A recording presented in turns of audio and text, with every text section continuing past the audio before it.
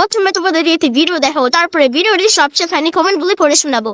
এই প্রথমবার আমি মাটির হাঁড়িতে মাংস রান্না করব। এটা আমি ইউটিউবে অনেকবার দেখেছি, আর ইউটিউব দেখেই মাটির হাঁড়িতে মাংসটা রান্না করলাম। আমি জানতাম মাটির হাঁড়িতে মাংস রান্না করাটা কাঠের উনুনেই হয়, গ্যাসে হয় এটা আমি কোনোদিনই জানতাম না। এই প্রথমবার মাটির হাঁড়িতে গ্যাসে রান্না করা আমি ট্রাই করলাম, তাও আবার ইউটিউব দেখে। এই মাটির হাঁড়িটা কিনেছিলাম আমাদের এখানে একটা মেলা থেকে। আমাদের এখানে সেই মেলাটায় অনেক রকম মাটির জিনিস পাওয়া যায়। এই মাটির হাঁড়িটা কিনা ঘরে ছিল অনেক দিন আগে, সেটা যে এইভাবে কাজে লেগে যাবে আমি কোনোদিনও ভাবিনি। হয়তো এই হাঁড়িটা কিনা না থাকলে আমার মাটির হাঁড়িতে মাংস রান্না করাটাই হতো না, কারণ আমাদের এখানে সবসময় মাটির জিনিস পাওয়াই যায় না। যাই হোক, শেষ পর্যন্ত কেনা ছিল বলেই আমি রান্না করতে পারলাম। আমার সময় ছোট থাকতে মাটির হাঁড়ি কড়াই অনেক কিছুই কিনে দিতাম, সেইগুলো দিয়ে ও খেলা করতো আর মিথ্যে আমাদের বাড়ির সবার জন্য রান্না বান্না করতো। ও রান্না করার পর সবাইকে ডেকে ডেকে খেতে দিত, কিন্তু আমরা যে কি খাবো সেটাই বুঝতে পারি না। সুমি আমাদেরকে বলতো এটা মিথ্যে খাবার মা, মিথ্যে মিথ্যেই খেতে হয়। আবার ওর বাবা কাকার জন্য তুলে রাখতে হতো। ছোটবেলা কত কিছু করা হয়, সেই দিনগুলোই শুধু এখন মনে। যাই হোক, প্রথমে আমি মাটির হাঁড়িটা সুন্দর করে অনেকবার ধুয়ে নিয়েছি, তারপর মাংসের মধ্যে সব রকম মশলা দিয়ে ভালো করে মাখিয়ে নিয়েছি। মাংসটা মাখানোর পর 1 ঘন্টা আমি রেখে দিয়েছি। তারপর এই হাঁড়ির মধ্যে তেল দিয়ে জিরে, তেজপাতা, গরম মশলা, শুকনো লঙ্কা সবকিছু আমি ফোড়নে দিয়ে দিই। এবার এই ঢেকে রাখা মশলা মাখানো মাংসটা হাঁড়ির মধ্যেই দিয়ে দিয়েছি। হাঁড়ির ঢাকনা দিয়ে আটা মাখানো দিয়ে ভালো করে আটকে দিয়েছি, যাতে ভেতরের গন্ধটার বাইরে না আসে। জাল হতে হতে মাঝখানে আমি ঢাকনা খুলে একবার নেড়েও নিয়েছি, যাতে হাঁড়ির নিচে মাংসটা লেগে না যায়। আধা ঘন্টা আমি আস্তে আস্তে জালে রেখে দিয়েছি, তারপর খুলে দেখলাম মাংসটা পুরোটাই হয়ে গেছে। এবার হাঁড়ি থেকে নামানোর পর দেখতেই পাচ্ছ কেমন হয়েছে। যখন হাঁড়ি থেকে গামলায় মাংসটা ঢালি সুন্দর একটা গন্ধ বেরিয়েছিল, যেটা কড়াইতে রান্না করলে একদমই হয় না। এদিকে সুমি বাবা এসে দেখে মাটির হাঁড়িতে আমি কিছু একটা রান্না করছি, না জেনে আমাকে বলছে তুমি কি হাঁড়িতে বিরিয়ানি দম বসিয়েছো? না না, আজকে একটা নতুন কিছু রান্না করছি তোমাকে খেতে দেবো বলে। এই হাঁড়িতে বিরিয়ানি ছাড়া অন্য কিছু আর কি রান্না করা যায় আমি তো জানি না, একবারে তুমি খেয়েই দেখবে এটা কি রান্না করেছি। যাই হোক, সবকিছু গুছিয়ে নিয়ে এবার আমি সুমিকে খেতে দিয়ে দেখি সুমি খেয়ে কি বলে। এই মাংস খেয়ে বললো মা দারুণ হয়েছে খেতে। আমি যেন একটা কোথাও এই মাংস রান্না খেয়েছি মনেই করতে পারছি না, কোনো একটা রেস্টুরেন্টেই খেয়েছি। সেই রকম একটা গন্ধ টেস্টি দুটোই আমি পাচ্ছি। যাই বলো মা, খেতে কিন্তু খুব ভালোই হয়েছে। এবার তোমরাই বলো তো, এই মাটির হাঁড়িতে মাংস রান্না করে খেতে তোমরা কে কে ভালোবাসো? তোমরা ঠিক এরকম করে বাড়িতে মাংস রান্না করে খেয়ে দেখো কেমন হয়েছে খেতে, আমাকে অবশ্যই জানিও।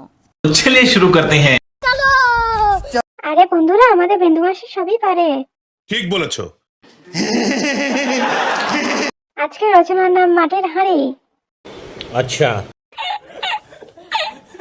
আরে কাকিমা, তোমার 7 পাক ঘোরা ভিডিও খুব মিস করছি। শোনা গো, আমার খুব কষ্ট যে বলো। ওটা ইউটিউব না, ওটা ইউটিউব। আমার ভুল হয়েছে, ক্ষমা করে দেন।